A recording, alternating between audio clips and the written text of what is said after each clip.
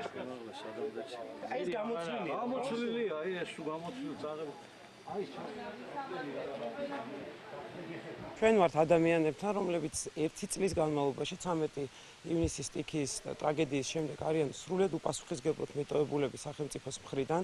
ან მთელი ამ ქუჩის გაყოლებაზე არის სახლები, რომლებიც პირდაპირ ყოველდღიურად არიან სიცოცხლის საფრთხის ქვეშ, იმიტომ რომ ყოველდღიურად მიწა იწევს, ყოველდღიურად არის საფრთხე იმისა, რომ მათი სახლები დაინგრეს. მე აღარ ვსაუბრობ იმ დაზიანებებზე, რომელიც მიყენებულია და რომელიც არ არის ანაზღაურებული და რომელშიც მათ სახელმწიფო არ დაეხმარა, ამაზე აღარც არის საუბარი. საუბარი არის იმაზე, რომ ამ ადამიანების ცხოვრებას ყოველდღე ემუქრება საფრთხე. ჩვენ გვაქვს საბუთები, სადაც თავად სახელმწიფოს მერია ხელს აწერს დოკუმენტს და საუბრობს, რომ ამ სახლებში ცხოვრება არ შეიძლება.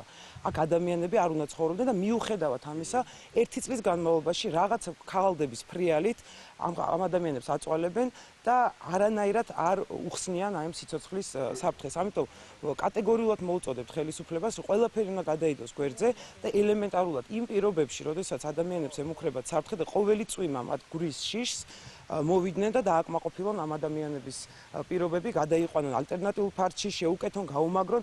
აი აქ არის კედელი, რომელსაც დროებით მაინც უნდა გაემაგრებინა და ეს საფრთხე მოეხსნა და კედელიც კი არის მიგდებული ნახევრამდე ამოყვანილი, რაც არის გაფლანგული ფული, იმიტომ რომ ამ კედელსაც გაიტანს და ამ ადამიანების პრობლემაც აბსოლუტურად არ გვარდება. ამიტომ კატეგორიულად მოვუწოდებ, მიაქციონ ამ ადამიანებს ყურადღება, პასუხისმგებლობით მოეკიდონ და არ დააყენონ სიცოცხლის საფრთხის ქვეშ. სახლი ინგრევა.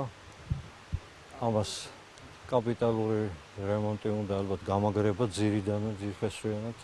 აი რაც მოწყვიტა წყალმა და ძირი გამოაცალა სახლი ჰაერში არის ფაქტიურად.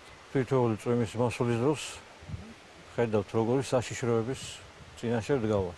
ფაქტია, რომ სტიქიის მოხდენიდან 1 წლის შემდგომაც ადამიანები ცხოვრობენ სიცოცხლის საშიშ ზონაში, მიუხედავად იმისა, რომ უკვე დახარჯულია ასეულობით მილიონი ლარი და დაახლოებით 25 მილიონ ლარზე მეტი ეს იყო კერძო შემოწირულობა სწორედ ამ ადამიანების დასახმარებლად.